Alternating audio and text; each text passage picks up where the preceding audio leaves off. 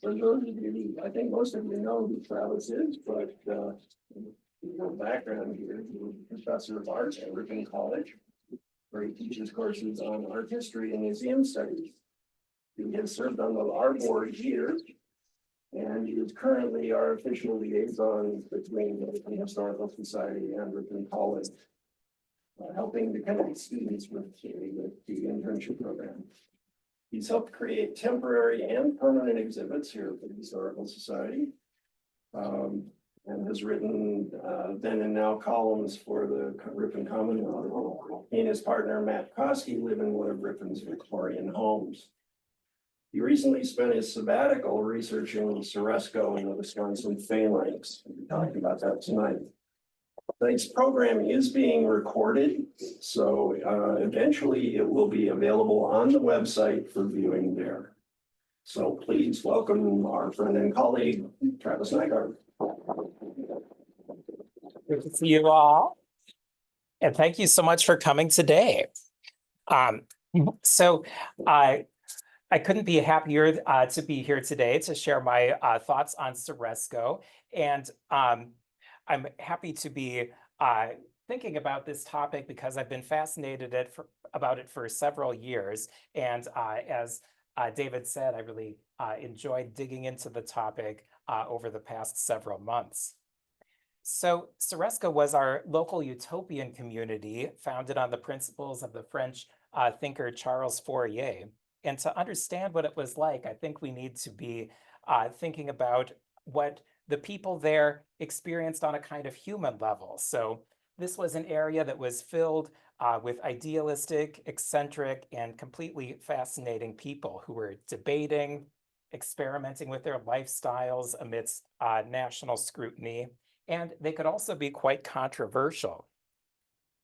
For example, on July 2nd, 1855, members of the community gathered at what has become Ripon's most famous location, its schoolhouse, because they had become concerned that people were practicing free love.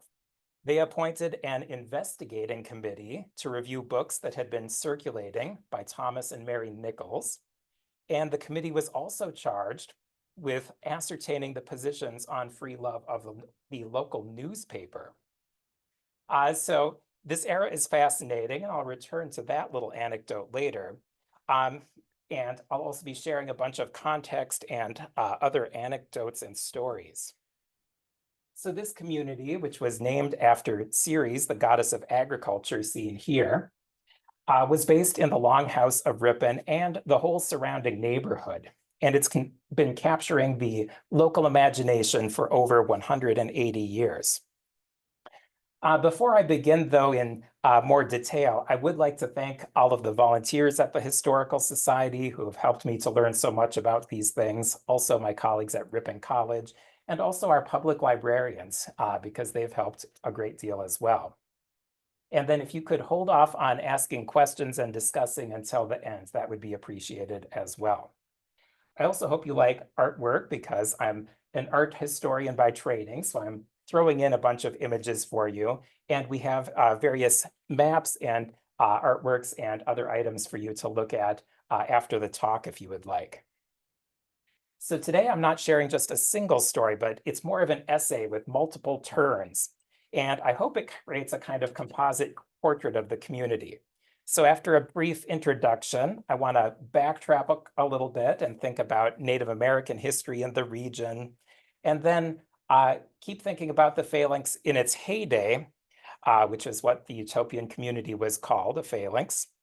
And at that point in time, I want to focus on money, which is mostly but not exclusively the story of men.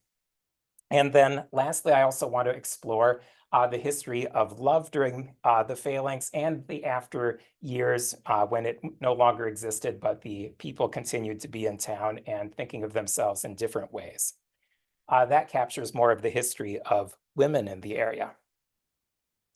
So today, if you hear the word Ceresco in Ripon, you likely think of it as the neighborhood surrounding Ceresco Park, where there was also once an elementary school named Ceresco, and where the Ceresco Longhouse still stands.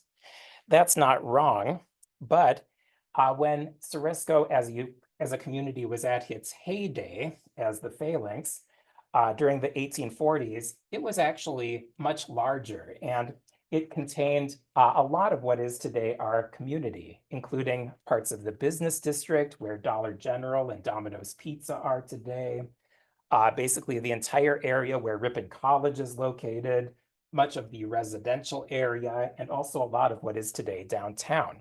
And it even included some chunks that are not on this map that are as far afield as Rush Lake. And in short, it was a major presence. So the story goes that back in 1844, Charles Fourier inspired people in what was the city of Kenosha, then called Southport, to create Ceresco as an experiment in living. They had been reading his ideas, which were being translated into English and published in American newspapers. And Fourier, who lived and was disseminating his ideas before Karl Marx, was nonetheless a socialist, and some people have later said a communist. He believed that people should live and work together as part of communities that he called phalanxes. And later on, this was captured in human interest stories with headlines like "Communism Once Tried on the Wisconsin Prairie." That's a New York Times headline from March 24th, 1929. Fourier was also an advocate for women, and he's often been said to have coined the term feminism, although that's been disputed by historians in more recent years. Nonetheless, though, it suggests we should be thinking about gender when we talk about him and his followers. The founder of Ceresco, Warren Chase, was also what we would today call a feminist, although he's rarely been described with that term. Rather, he's been more frequently described with one of his nicknames, which was, quote, the ladies' advocate, as he was a supporter of women's rights. And in 1844, when him and his followers moved to the area, they experienced 6 years that were a combination of growing pains and internal turmoil, but also they experienced a lot of success. They planted grain, they planted fruit trees, they raised cattle, they intended to share their profits, and they also interacted with a lot of other people in the area. So these earliest people of the Ceresco phalanx actually experienced a kind of multiracial life in which people of European and Native ancestry were interacting with some regularity. That's because this had been an area where there were trade routes between the Great Lakes and the Mississippi River that had existed for hundreds of years. And the whole area was desirable to control for that reason. Some of these routes were over water and others were over land. And according to oral histories and folklore and whatnot, the waterways could be considered the trails of serpents and distinctive trees, which were used as markers along the roadways, like this one, which was made into a print, were used as markers over land. That said, I'll admit this tree doesn't look like much different than any other oak tree of that species. So in the area that Ceresco was located, the most important tribe was the Ho-Chunk, also known as the Winnebago. They lived traditionally in wigwams and lodges made from animal skins pulled over wood structures. And it was their homeland that came to be where the followers of Fourier founded Ceresco. Then after 1832, a series of forced relocations began. First, they ended up leaving Wisconsin and being relocated to Iowa. Then in 1846, were moved to Minnesota. Then in 1855, moved yet again within that state. In 1863, were relocated to South Dakota. And in 1865, moved yet again to Nebraska. A small number of Ho-Chunk tribal members did, however, stay in this region throughout the 19th century, and they knew the members of the phalanx. Ceresco had an itinerant artist named Theodore Lund, and one of his drawings, seen here, can hint at what the native community was like. The lakes and streams of the area could perhaps have been navigated by native peoples, and they could have experienced life in a range of other ways too. So the founders of Ceresco asked the land officer in Green Bay named Ebenezer Childs what the best land was in the state. And he told them it was where Ripon is today. And even better, that the United States was selling this land at a fairly low price. The creek could even power industry, and the area was beautiful. There are very few surviving images of early life in Ceresco, but 19th century landscape drawings and paintings can give us some sense of what the whole area would have been like. And that would have included beauty with water, woods, and flowers. For example, this is a landscape drawing by Harriet Watson, who is the namesake of Watson Street. And this painting was done by the great landscape painter of Fond du Lac, Mark Harrison. Now, both this painting and the drawing could be simply from their imaginations. They didn't claim it was representing this area specifically, but the natural world that surrounded the artists probably informed their thinking. Then members of one of the founding families, the Adkinses, later recalled that the area included, quote, flower-decked rolling prairie land, as well as, quote, crystal stream rumbling and glistening on its way to Green Lake. As such, it must have seemed a veritable paradise in their words. So they would have admired the natural world with its butterflies, the frogs, the ladybugs, the foxes, the gophers, the beavers, the squirrels, the songbirds, the ducks, the cranes. And the land, which was heavily wooded, would have looked probably a lot like the South Woods does today, as that's one of the few chunks of basically virgin woods that still exists in Wisconsin. And what I've been showing you are some of the quilted and ceramic images intended to evoke that park, as well as the adjoining Ceresco Prairie Conservancy on the college campus. So the settlers of Ceresco thus spent their early efforts logging, and they built a mill that was converted first from a wood mill to one that could grind wheat. And then they needed to remove, of course, huge numbers of stumps to make the land tillable. On top of this newly cleared land, they built their village. And according to the Ripon Historical Pageant from 1910, the founding of Ceresco was remembered with poetry, which would have been chanted by a chorus of Ripon College students. Now with slow step and steady even swing, with creaking axle and with snap of lash, the white-topped wagons of the phalanx come. Brave, eager men and women, pure and fair. Gray heads there are, and children with wide eyes, made wider by the strangeness of it all. Zeal urgeth forth this band of idealists, bringing them far to build Ceresco here, a city new where all alike should share, and each should strive to lift his brother man. According to Marshall Vernon Atkins, the new white settlers lived in harmony with the remaining native peoples, and he noted that the settlers were, quote, very friendly with neighboring Indians, and I do not remember of their having a single unpleasant experience with them.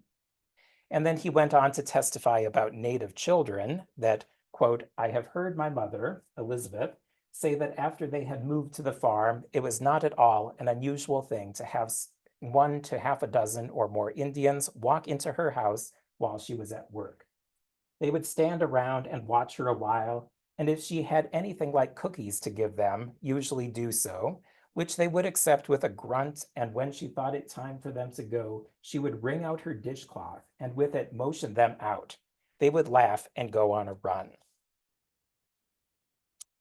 So imagining where those kinds of events took place is actually kind of difficult today, as sadly, most of the historic architecture from Ceresco has been destroyed, but we can bring it back in our imaginations using a map like this one. Before doing that, however, I would like to acknowledge that a lot of my thinking about the layout has been informed by the great historian of Ripon, Al Mortensen, who wrote his MA thesis on Ceresco in 1968.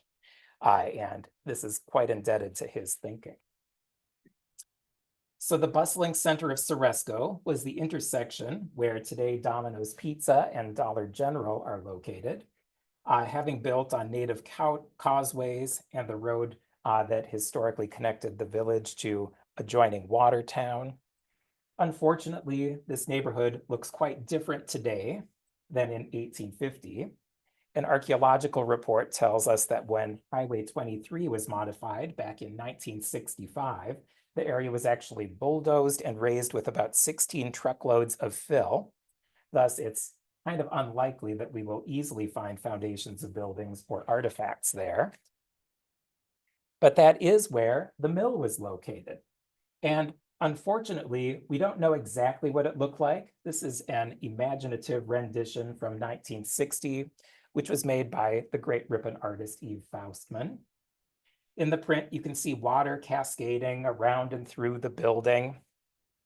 And it was actually printed with stencils, one for the babbling blue water, then another for the beige building, and a third for red leaves, which we can imagine fall from the trees. And then as autumn turns to winter, it would have frozen over. And the artist actually made a second print as a variation with snow and ice. And this is the stencil for that. Across the street was the Central House, which was an inn and kind of restaurant, likely the first place that people stayed in town after getting off the stagecoach from Fond du Lac. And then a few doors down was perhaps the first post office, which is one of the few buildings that still stands. And amusingly, the archaeologist Jack Steinbring explained that it probably was cream brick originally, but because this print made it red, they later painted it to match the print. So art became reality. Next, we have the Longhouse, the first Longhouse, which unfortunately does not exist. It was the very first structure in the community. The images here are speculative as they largely derive from written descriptions, as well as this rather basic drawing by Charlotte Haven.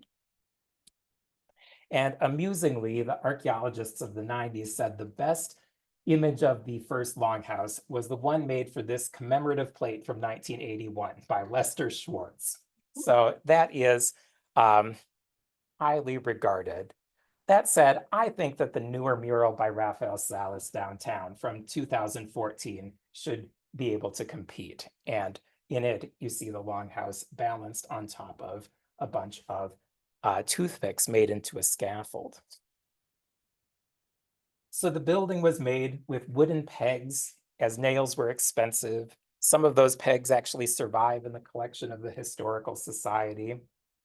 And although we don't know the building's exact configuration, we know that the interior would have been made with rough-hewn lumber, like you see here. This one includes pegs protruding, and it's a historic reconstruction from that era. This building would not have been a pleasant place to live, however, because instead of internal walls, they used quilts as dividers. And according to Warren Chase, quote, rain and snow came through the crooked clapboards. And then Charlotte Haven said that the extremely cramped and cluttered building was a place where the, quote, hall is used for both cellar and closet because the building had no cellar and but a small closet under the stairway for each tenement. Because it was so cramped, quote, if you could get through safely, you might consider yourself lucky. After all, you can walk but a few steps without stumbling against cupboards, wood boxes, flour barrels, bags of potatoes, pumpkins, etc., thus endangering your toes, your noses, or other prominent features of perchance becoming ensconced in a pan of milk or finding yourself sprawling amid the contents of said barrels, bags, and boxes. It would have been tumultuous and noisy, filled with people and animals. As the early resident Charles Haven explained, the cats and mice, they made such a strife, but instead of a wife, 3 stray cats hover up and down in their pursuit of game, disturbing the slumber by the rattling down of dishes. And quite amusingly, the archaeologist Jeff Quilter actually found the cat, or I'd like to think so. So I brought it in. I like to believe it's the one from the Longhouse, but to be fair, he pointed out you can't really tell. It may be from a later era. Those bones are now in the collection of Ripon College. And this is what it looked like when they first excavated it. A second building was soon erected, variously known as the Commons, the Unitary, and the Bakery. And although it has evolved over time, it actually still exists at 800 Church Street as the home of Eric and Amanda Prisbo. It also most likely is the oldest house standing in Ripon today. It was used for food preparation and dining, but also so much more. It was the dance parlor, the reading room, the meeting room. In short, the party house where people played music on violins, enjoyed square and contra dancing, ate pies and cookies, read their newspapers, smoked their pipes, otherwise had a good time. It's also where communal meals were held, with people eating from white ironstone dishes around a common table. And this was most likely the second building constructed at the site. In 1844, before they had their working sawmill, so the beams would have needed to be cut by hand. And according to a newspaper article from back in 1978, quote, "Entering the upstairs attic is like stepping through a door into the past. Here the original, massive hand-hewn beams supporting the structure are visible. Planking, 13 to 18 inches wide, forms the roof. Wooden pegs and square-headed nails are used." Then another longhouse building, the one that still stands, again having evolved a lot, adjoins Ceresco Park. When it was new, it was called the President's House, presumably because Warren Chase could live there. It was nicer, but ultimately became run down by the early 20th century. And then instead of being torn down, it was reconstructed as a New Deal project in the 1930s. And then repurposed as low-income housing. This generated an enormous amount of paperwork, and if you want to see an amusing legal title, you should look at the 46-page abstract for the building, last updated in 1966 in the collection of the Ripon Historical Society. And we also have a 3D model made by David Sackerson. It contains what cultural critics call Easter eggs, little hidden secrets in the windows, for example. So if you look closely, you will see the girl with the pearl earring from 1665 and other amusing things. And then lastly, we have the Stone School of Ceresco. Because it was so small, not all of the pupils could fit in the building at the same time. The community thus chose to educate the girls and the boys on separate days. And then sprinkled throughout the area would also have been other small houses and cottages, which mostly do not survive. These are kind of random images of houses from our part of Wisconsin. Although made slightly after the phalanx disbanded, 2 of the houses linked to that history were octagon-shaped, which was a fad of the 19th century, meant to be efficient and create a new and better way of living. And then one thing that's actually missing from our architectural imagination right here is the story of religion in town. We actually don't know what Ceresco's church looked like, but we do know that there were both believers and non-believers in town. A goodly number of people in Ceresco were Christian, and various itinerant preachers visited the community to cater to their spiritual needs. Denominations included Baptists, Methodists, Presbyterians, Congregationalists, and Episcopalians. And in 1850, a group met in that stone school I showed you to form the first Congregational Church of Ceresco, which still has an active congregation today. But in 1857, they built this church building on Ransom Street and became the first Congregational Church of Ripon after renaming themselves. In contrast, the non-believers formed a competing institution, which appears to have been very short-lived and is poorly understood, called the Church of Humanity. There were also residents who embraced spiritualism, which is perhaps similar to what today people would call New Age spirituality. So now we know a bit about what the utopian community of Ceresco looked like, but who benefited, who struggled, and why did it cease to exist? A usual explanation for them disbanding is financial, and perhaps that was the primary impetus. But there are hints that perhaps the story was not very fully told and understood. As early as 1870, the financial history of Ceresco was being questioned by historians, the first of which was John Noyes, who explained in The History of American Socialisms that something seemed fishy about the demise of Ceresco, and he implied that there was more to what was going on. His poetic words were, quote, "On the whole, the coroner's verdict in this case must be died, not by any of the common diseases of associations, such as poverty, dissension, lack of wisdom, morality, or religion, but by deliberate suicide for reasons not fully disclosed." So one explanation for why the phalanx disbanded is that it made financial sense to do so, and that the members thus became rich. And a portion of the members actually did benefit quite a lot. However, the story of money in Ceresco is a complicated one. Happily, in 1968, the historian Joan Elias, as her master's thesis, scrutinized the financial records of Ceresco, as well as the public records, and she showed that the community kind of struggled.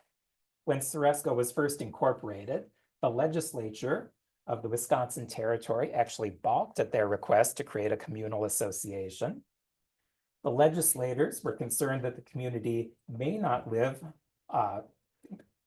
to properly pay its workers, and perhaps even could issue stock as scrip rather than paying people in US dollars. The Madison-based Wisconsin Argus newspaper was also fearful that the experiment would trap its workers into a system of pseudo-slavery in which they could not easily escape. The argument was kind of muddled, but it seems to be that the cashless people would fear being voted out for failing to conform to the community's norms, thus depriving them of personal liberties. That newspaper suggested that, quote, "You must submit, you must do what you are told to prevent being expelled." So despite this initial reservation, ultimately the legislature did allow the phalanx to be incorporated. The suspicion among legislators, however, begs the question, did the phalanx pay people properly? Elias argued that, unfortunately, they might not have. And did it expel people who failed to do what they were told? Well, they did some of that as well. Our picture of the happy utopia making people rich thus fails to account for the fact that there were a goodly number of angry people, particularly during the community's heyday. Discontent is understandable, given that the utopian community struggled to manage its cash flow, and it was generally unable, or perhaps just uninterested, in paying its workers. Instead, what they did was rely heavily on barter systems to keep everyone fed, and members were actually paid in company stock, tracked with running balances in their ledgers. The only way to get cash was to sell one's shares and leave the community, or to work outside jobs, which was kind of taboo. So needless to say, some people felt they were not being properly compensated, and that created a somewhat volatile situation. Elias argued in her thesis that, quote, "What this shortage of cash resources meant was that while the phalanx was proud of its ability to remain out of debt and consistently recorded a profit, it was in reality a profit on paper only. It is questionable whether the members ever received any of the product due to them in cash. At year's end, the treasurer simply balanced a member's debits, primarily for room and board, against his credits, mainly wages and dividends, and paid him the difference, not in cash apparently, but in additional stock. And the work people were doing was uneven, with some people doing things that were harder than others. The idea was that work would be divided into 3 different categories. And the first of those was necessity, consisting of the most difficult and least desirable work. Quote, digging and stoning wells, work in water, and work requiring persons to be exposed to storms. The second category, usefulness, would be, quote, all mechanical and agricultural work not accounted for in the other divisions. And the third category, attractiveness, consisted of, quote, domestic chores, gardening, and horticulture. That said, it's unclear how much of that system was implemented, as it seems like most work was actually just classified with the middle category of usefulness. So faced with this lack of payments, some residents engaged in moonlighting their skills or engaging in land speculation. And when their peers noticed that they were not fully dedicated to the phalanx, they were expelled or defected. In 1846, one such resident of Ceresco, Nathan Strong, actually went off to found the neighboring community of Berlin, which was initially called Strong's Landing.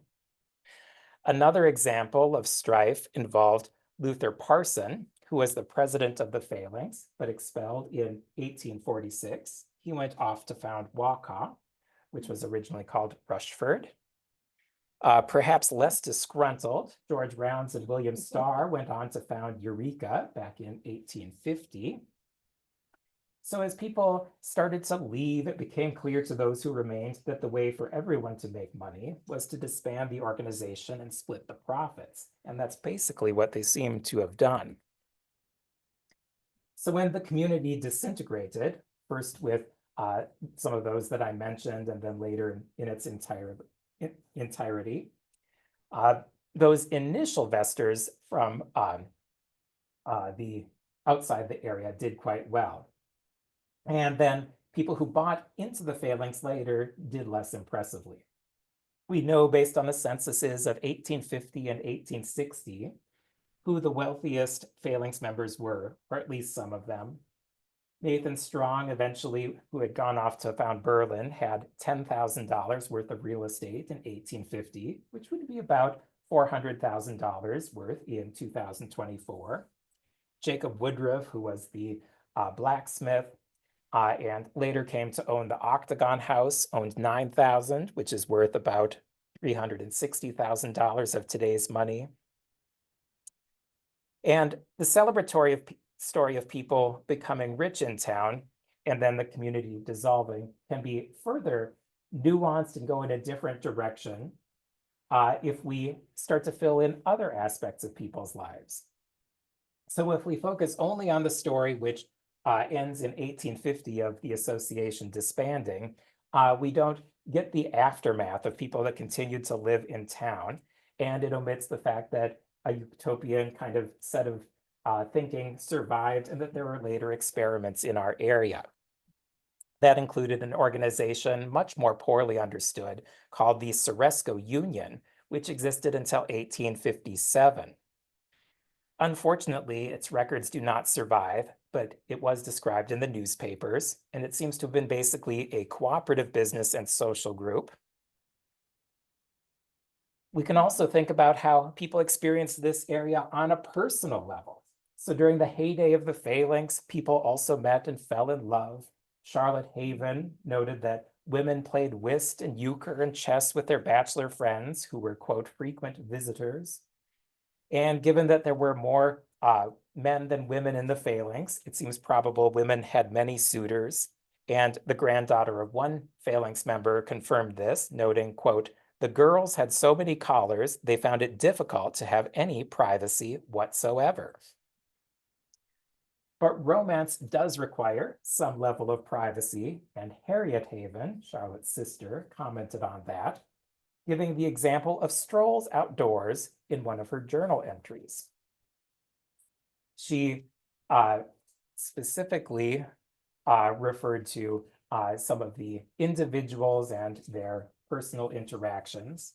And this painting, which although does not depict Ceresco specifically, does depict our area. It was apparently called the Fairy Nook of Ripon and hints at what the landscape must have looked like in the 19th century. So Harriet Haven on one Sunday, quote, to a gentle tap at the door, looked up, and behold there 3 ladies and 4 gentlemen equipped for some expedition. Charlotte was aroused from her slumbers by Mr. Botel speaking through a crack in the door. Will you walk with me? She rubbed her eyes and meekly replied, yes. At her appearance, the procession formed. And they all began together, but soon the couple split off, quote, one couple preferring the prairie, another the woods, another the haze bushes, another the falls, and the others seated themselves on a log in a rural spot with a brook. And whatever happened in those private moments in the countryside is only conjecture. We do also know that some of the people in Ceresco, though, experimented with love and what sexuality meant, and that this ultimately caused some regional scandal. In the 1850s were some of our town's most interesting times, as the community became notorious for its interest in free love. So I would like to show you first what the great historian of town, George Miller, said about this time period when he gave a talk here in 2008. Okay, so the idea was that everybody would live separately. As soon as a child was born, the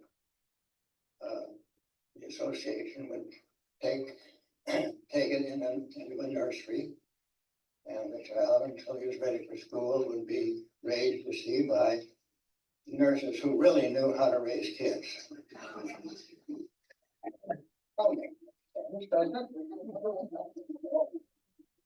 Well, okay, but now everybody is living apart.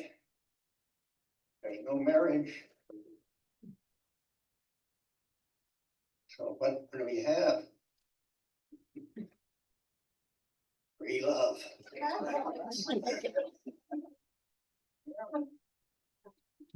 Well, the original translations, they didn't include that. But now other people have translated his words. And so some of these young people are reading about this new system that they've got going out here in this place called Ceresco. And so all of a sudden we have all these people, there weren't a lot of them, but they came in intending to see to buy property in Ceresco. And the people in Ripon didn't like this one bit. And so in fact, a bunch of them went down and ran these people out of town. All right. So where did these ideas come from? Okay, so Free love was widely discussed in the United States during the 19th century, and it could actually mean many things. Today, we often think the phrase refers to sexual promiscuity, and that was a connotation even in the 19th century. However, it was also a movement that emphasized the empowerment of women, and that seems to be what many people in Ceresco were most interested in. Charles Fourier was an advocate for free love, and his ideas seem to have been reaching the phalanx, although often reinterpreted by Warren Chase and others. Fourier's ideas were actually not fully translated into English until the 1960s. So we should be somewhat cautious about assuming how much of his thinking was understood here a century earlier. But let's nonetheless get a little sense of his thinking. He proposed that relationships in phalanxes be governed by a, quote, court of love presided over by the older women, and they would ensure that everyone had a fulfilling life in all its forms. And he said that everyone should get to enjoy the 12 passions of life, including the sensory passions, that would be touch and taste, hearing, as well as sight and smell, the soul passions of having friendships, love, ambition, and experiencing parenthood, and then what he called the distributive passions of having a variety of experiences, competition, and enthusiasm in one's life. And then on a more personal level, if he were alive today, he would probably be described as a bisexual polygamist. He understood gender is complicated, and he talked about masculinity, femininity, androgyny, and a whole bunch of other things. So how innovative were gendered lives in Ceresco? Sorry to disappoint you, but it seems like most people here were living pretty conventional lives. According to the granddaughter of one phalanx member, Frances Mason Allensworth, she explained that, quote, the women's activities on the domain were of the traditional character, comprising cooking, sewing, washing, ironing, nursing, and teaching. Pioneer women were accorded respect and a great deal of freedom because they were economically necessary to the development of a new country. That said, we should not assume that women here were forced in all circumstances to conform to a narrow role, and at least some women were attracted to the phalanx because it accorded them increased respect and autonomy than they could get in perhaps other places. That included widows with children. For example, Isabella Town specifically moved here as a place she could have a good life as a widow with kids. And there she met her second husband, Nathan Hunter. Isabella was actually a partial owner of the phalanx. She owned stock. During the 1990s, Sarah Quilter was thinking about the phalanx, including the experiences of women. And her tally suggests that of the 148 voting shareholders, 23 of them were women, which would be about 15%. So a substantial minority of people were present and engaged in the community as women, most likely, in terms of leadership. And the folks in the community had plenty of children. Back in 1845, according to an annual report, 72 of the 160 residents were under age 15.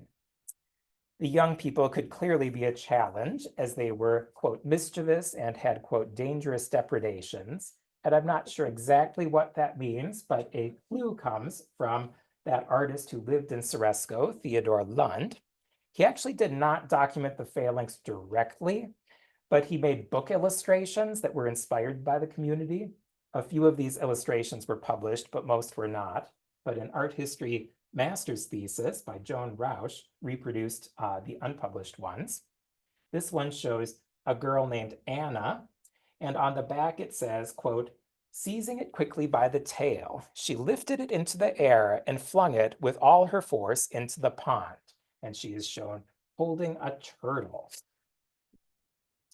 Anna also was imagined as someone who could be productive.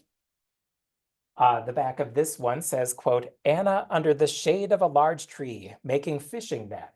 Steadily and perseveringly did the little fingers go, and in 3 weeks it was completed.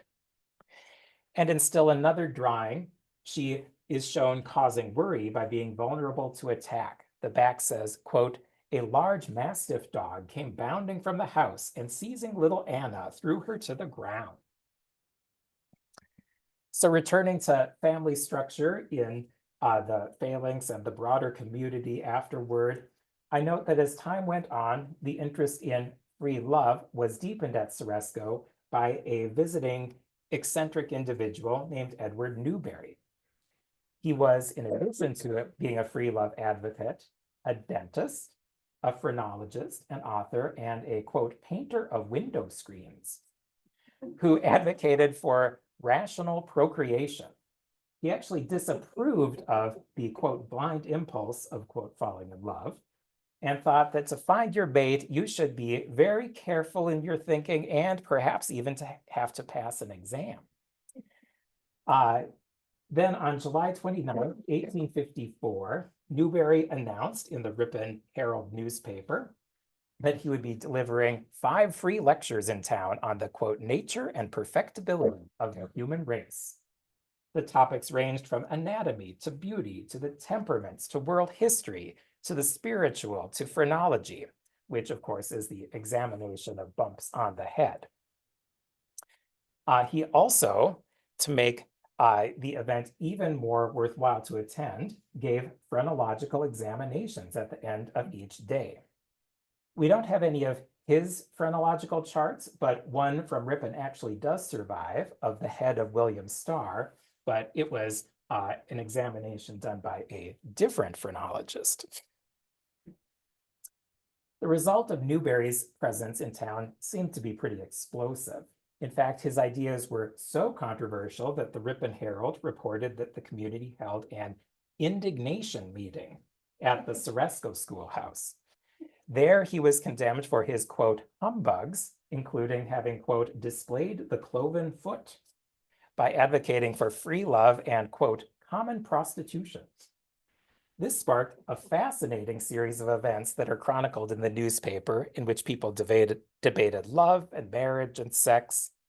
So from 1854 to 55, the local peoples were engaging in a conversation about these things, with rival groups of people publishing statements in the newspaper condemning and celebrating free love. And if the number of signers is any indication of community sentiment, the community was pretty split down the middle. 38 people signed the condemnation of free love, and 38 signed the defense. And the wide-ranging professions of the signatories suggests that it was a kind of community-wide discussion. So the folks who condemned free love consisted of an all-male group, including rather powerful people in town, such as the miller and carriage maker, former treasurer of the phalanx, a hotel keeper, produce dealer, deputy sheriff, chairman of Ceresco, postmaster and politician, the druggist, and many more. The defenders of free love were also wide-ranging, although they seem to have had fewer positions of power. They included the sawmill operator and store owner, the blacksmith, the fruit grower, the horticulturist, among others.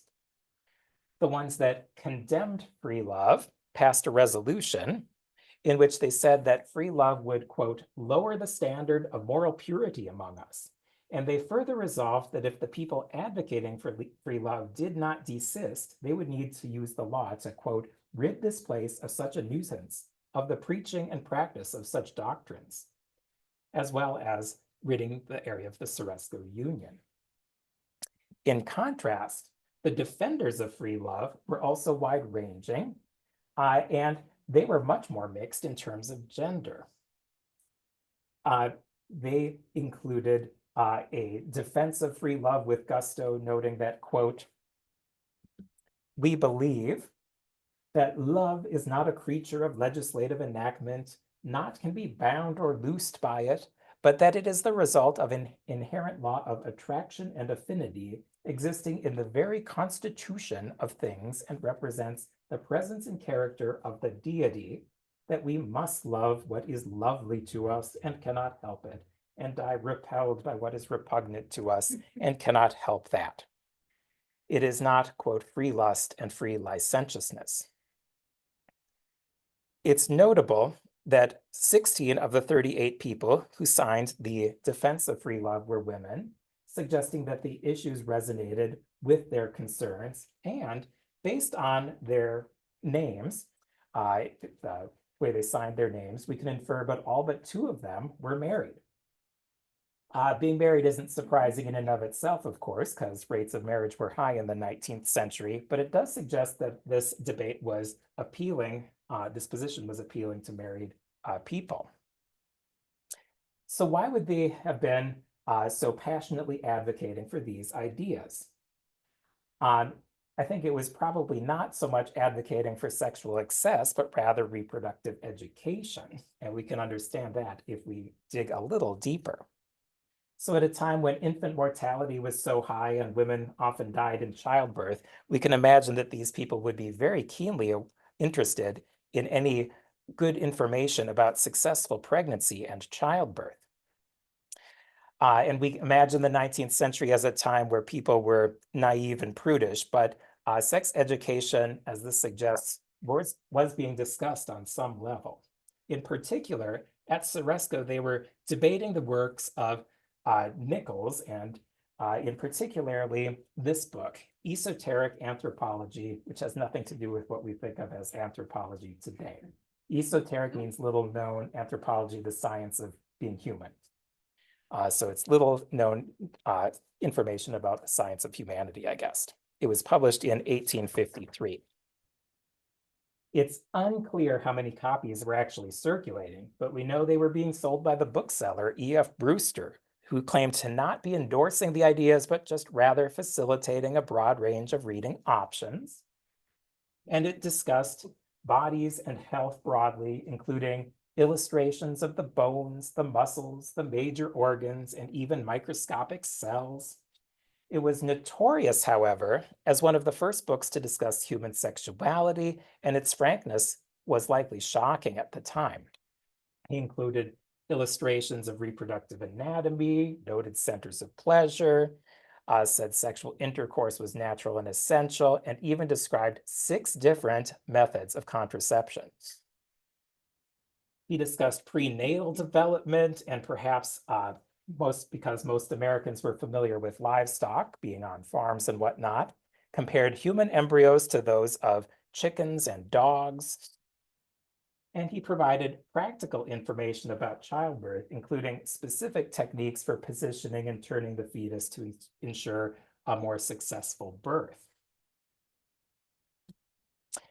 So the Ripon Herald newspaper then stated, after these ideas were circulating, that a rumor was spreading that the Ceresco School was teaching these ideas, and the school teacher, Mrs. Tabors, was accused of teaching Nichols's book to her female students, which the pupils denied. I have no idea what Mrs. Tabors actually taught, but it does seem probable that young people were hearing some of these ideas if they were circulating in town, whether or not it was through formal classroom instruction. And reading between the lines, perhaps it was preserving innocence of young women that was the underlying concern. And then there was the meeting at the Ripon Schoolhouse, which I began this with, that launched an investigating committee. Soon, the Herald newspaper released an issue that focused almost exclusively on its findings, with phrases like these in the headlines: "Free love investigated." It was a crushing out process. Although few people embraced the norms of free love, the investigating committee does note that some individuals sought out the community for that reason. They said that there was, quote, a man and a woman not married, but living as man and wife from Long Island, quote, an old strumpet from Illinois, and, quote, a bearded philosopher from Waukegan. The investigating committee described, quote, pernicious views that were included in writings by Thomas Lowe Nichols, as well as his wife, Mary Nichols, they co-authored a book on marriage. The committee saw their goal being, quote, to assail the institution of marriage. And furthermore, they saw the book as promoting, quote, the right of men and women, married or unmarried, to free sexual intercourse at any time they may desire to. The investigating committee also pointed out that Nichols endorsed abortion, at least under some circumstances, particularly if a choice needed to be made between saving the life of a mother or a fetus. The investigating committee was also shocked by the idea that a woman could refuse to have sex with her husband, noting over and again that the Nichols had emphasized the autonomy over women's bodies themselves. Indeed, they said that because she could become pregnant, quote, it is always for her to decide whether a love shall find its fullest and holiest expression in the sexual embrace. Then they got the Judge John Scott Horner, a man who had once served as territorial governor and owned the land upon which of Ripon now standing at one time, to speak about, quote, the scriptural view of marriage. He obliged, first quoting the Bible and then claiming that, quote, the marriage contract by which the family becomes bound together in a little government of its own is the foundation of civil government. Because the Ceresco Union and free love advocates did not embrace marriage, Horner claimed that they were, quote, making our women a band of harlots. He further noted that Warren Chase had ideas that were, quote, infernal and demonic, and perhaps, quote, the spirit of the devil. Although the turmoil surrounding the free love in Ceresco subsided, one must assume that it was not immediately forgotten and would have shaped the character of the community in future years. So as a way of wrapping up this discussion, I thought I'd share a couple of anecdotes about Ceresco's legacy and how it was remembered in future decades. So as time passed, Ceresco was viewed as having been a historical curiosity, and the people who had been associated with it were kind of local celebrities. This could even extend across generations. For example, a local paper described it in 1919 with a headline, quote, ancestors of these pretty Ripon co-eds were real communists living in one great house. The community continued to think of its utopia as having improved the lives of women, at least some of them did. For example, in 1945, Marshall Vernon Atkins, the son of the founder Chester Atkins, contrasted Ceresco with the culture of the colonial era in America that his grandparents had been raised in. One problem that Atkins noted was the social disenfranchisement of women, as, quote, husband and wives were legally one person and the husband was that person. Divorce was practically unknown. And then another was the burden of the family, as, quote, women were often married at 14 to 16 years of age, and the average family was about 9 children, many women having 18 or 20 children. And as a result of the hard life, many women died young. Still another was the suppression of sexuality, as, quote, in colonial days, kissing was an abomination, and kissing upon the Sabbath was a criminal offense. My favorite quote, though, and the last one I'll share, is from Chester Atkins, who I think maybe decided to keep some of his memories to himself. He was one of the initial founders who, as a 22-year-old man, had been one of the people who fell in love in Ceresco as when it was the phalanx, perhaps one of the people that walked in the woods. In 1903, a half century after the phalanx had dissolved and 3 months before he died, he explained with nostalgia, quote, in the 6 years I was with the phalanx, I never heard a harsh word, not knew of any quarrel among the members. So far as I know, the members parted on perfectly good terms and held each other in mutual esteem and goodwill. The years I spent there were among the happiest of my life. So with that, I've shared what I've prepared, and I'd love to hear your thoughts on the Ceresco community, what it means today. I'd also love to have discussion. I may not be the best person to answer all the questions, but there's lots of experts on regional history in the room that no doubt will be happy to jump in. So thank you.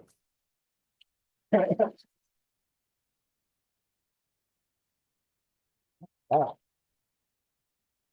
Does anyone have thoughts to share? Questions, comments, tangents? Yeah. You mentioned Nathan Strong. There was Nathan Strong Senior, the father that came. And Yeah. then Nathan Strong Junior was the one that founded Berlin. Oh, really? Yes. Okay. So. I might be mixed up. Strong, so which one owned the $400,000 worth of property? Was it junior or senior? I don't Good know. question. Good. That's a great question. My guess is we might have to look in the census records if we really want to double check that, because that's where that originally came from. But Yes, yeah. there were 2 of them, so Huh. it's very confusing. Yeah. Great. Yeah, Lee. In your 38 to 38 tied vote, Yeah. why, I could be way off base here, but why were the women allowed to vote? They weren't allowed to vote in elections in those years, I don't believe. So why were they given a voice? Good question. So those 38s and 38, those were actually names of people published in the newspaper. So it was like a letter to the editor more so than a vote. So I guess they were allowed to be voiced in that way, but it wasn't a formal It wasn't vote. a formal. Yeah, exactly. And yeah, and it's kind of unclear whether, I mean, with this meeting where they were trying to get as many people in town as they could to come, like, how many would have been in favor of which position or the other, that's less clear, so. Yeah, I have a question about the 38 and 38. Were there any divided families, like people like brothers on this side and brothers on this side or something like that, or do you not know? Or like not that I maybe- noticed, but that would be good to double check, and it might be, might have to do some careful genealogy there, because, I mean, you can, to some degree, tell by last names, but Yeah. often people change their names too, especially women, so, yeah. Been in Wisconsin Magazine of History several years ago, suggested that one of the reasons that there was dissension in the organization was that the idea of equality of women was never really lived up to. But the women ended up doing, as you mentioned, doing traditional domestic things. Right. And that they felt like they really didn't have the kind of freedom that the founders had promised that the community would create. Yeah, that's certainly an idea that's circulated, and I think it probably is one of the reasons why people became discontented.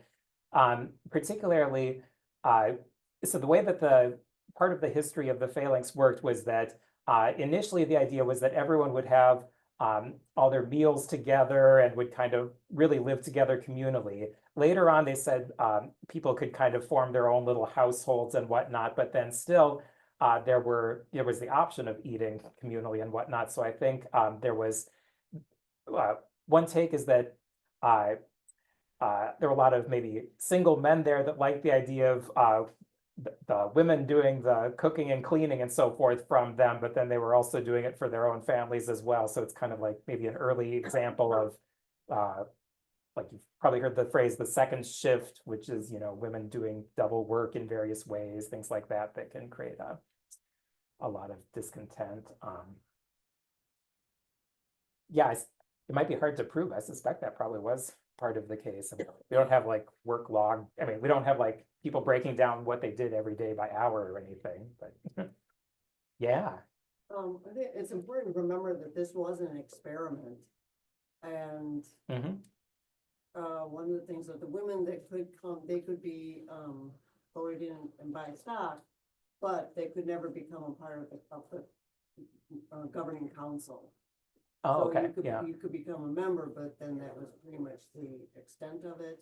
okay. And something else I read that with those different groups, they, one accounting I said, that was written, it's like really what they needed was a good business manager. Oh, Because you have true these too. three different groups, but if this guy went over here, and whoever was the head of the groups was trying to keep track of who got credits for doing what work, and so then if this one went over here, how does that get applied, and all those kinds of things. Yeah. Became a problem too. Mm-hmm. And you had the land west of the Fox River, so from Berlin up being, Right, that had been Indian land as of 1848, now is open for sale. Right. The area around all of Fond du Lac County by 1846, all the land has been taken up. So right, now land prices are going, there's all these different things. And then, once the, phalanx disbanded, so the phalanx disbanding, then some people left and some people stayed, and some Right. people stayed in Ceresco, and some people like, Isabel Town Hunter, they started a farm down by where, the apartments are. okay, yeah, Like Trillium and just right in there, so they had the farm down in there. yeah, So then when the Ceresco Union, that Emmy Morris, I saw yeah, his name on there, he would have been one of the very progressive thinkers Yeah. of the time. So that was a different deal than the actual phalanx itself. right, yeah, Right, yeah, so, and I mean, so when you hear also another point with this Ceresco Union, all that going on, when you hear of, any Underground Railroad activity, it was probably down there. oh, okay. Yeah, fascinating. We've got the one of the, Chase wasn't living there at the time, but the Octagon House, he had it up there on State Street. Right, That's really the only, good recollection, that's like somebody that their great grandmother, somebody that there had been a slave hidden up in the eaves. But wow. everything we've heard has always been down in that area, neighborhood. anything. Fascinating. It all gets mixed up. There was a lot going on. Yeah, Mhm. there really was. Yeah, very informative. It's great to be able to explore it these days as well, because now that the newspapers are Yeah. digitized, you can do full text searches by people's names and whatnot, which makes Right. it a lot easier to find And anecdotes Andy too. Morse, I read he went out to, ended up leaving here once they all got, and went out to California and was teaching in Berkeley. Oh, really? So- Wow, that's cool. Mhm. Yeah, David. You mentioned that the second longhouse was better than the first one. That's certainly true. Mhm. But it was not great. Yeah. Again, they never really finished the interior walls, so they were using carpets and tarps to separate the living areas. Yeah. And Chase notes somewhere in his papers that by the end of the 1840s, only the poorest members of the phalanx were living in the longhouse. Anybody who could afford to had moved out and built their own house somewhere on the phalanx land. Yeah. The other thing was that the original plans were to build two longhouses like the second one, and a workshop and a theater.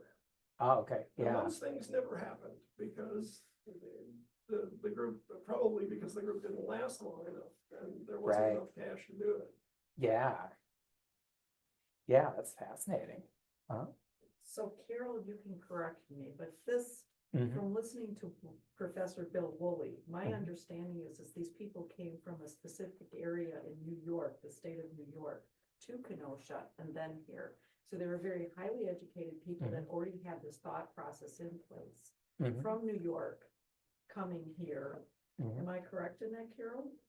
I believe so. Yeah, I always have to review yeah, to be sure. but from what I remember Bill talking here, that, and they were Mhm. very so highly educated that they received a lot of newspapers and publications, and they were basically walked from Mhm. Fond du Lac here in a pillowcase, because that's, somebody walked to Mhm. Fond du Lac, picked up their mail and walked it back to the phalanx, but they were very much into education and Mhm. reading all these publications and being very educated people.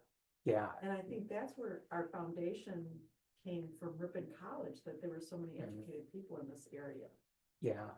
What I recall is that they came from New York to Westport and originally thought about settling there, but were kind of discouraged by the local community. That they Mhm. didn't really want, this not in our backyard, thank you.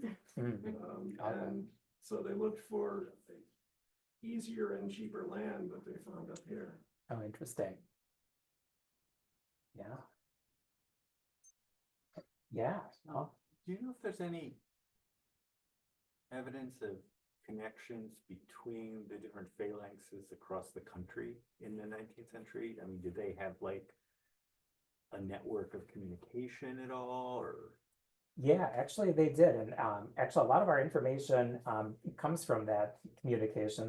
There was a national newspaper called the Harbinger, which has actually now been digitized, or at least the surviving copies that some universities have been digitized that you can find. And there were letters from these different phalanxes that were established around the country that were then published there, and kind of reports and a little bit of banter back and forth. I mean, people saying what it was like to be in such and such a one versus another, and then yeah, the Ceresco phalanx subscribed to the Harbinger newspaper, and then they would send letters, but it would take weeks to months, right, for some kind of communication to go back and forth. There was some kind of gossipy anecdotes too. People would say, oh, the building is not very nice, and then they'd write back and be like, no, now we whitewashed it and blah blah blah. So, things like that. The network of phalanxes, were they all were they all based the thought of the same French philosopher? Yeah, I think pretty much it was they were based on Fourier's ideas, and they were called the Associationists, and the one here was one of the most successful and longest lasting. Some of them were very, very short-lived. There were a couple other ones though that were more successful and forgettable. He was the most influential. There were a couple other Oh, okay. Philosophers that were, Being, influenced the startup of communal societies, but for the Mhm. most part, it was Florian, because he was so well known and widely known. Right. Right. Albert Brisbane, I think is the name, I think I've got that right. Yeah. Had taken Fourier's idea and tried to adopt it, because Fourier had passed away. Mhm. And adopt his ideas, make them more workable for Mhm. in this country. Yeah. And then you had Horace Greeley, who loved a new idea, and so he Mhm. would put it in his paper in is it the New York? Tribune, I Tribune? think. Yeah. And so that it got fostered that way too. In Mhm. fact, Warren Chase would send ads out to the Tribune, asking Mhm. people, saying how wonderful it is and anybody wants to come, Yeah. Yeah, a lot of the philosophy was published in that newspaper, kind of serialized. So they would publish one chapter or one chunk, and then the next week they would publish another chunk of it. And it was somewhat abridged. So, and like any kind of translations today, people hem and haw about how accurate it was, but.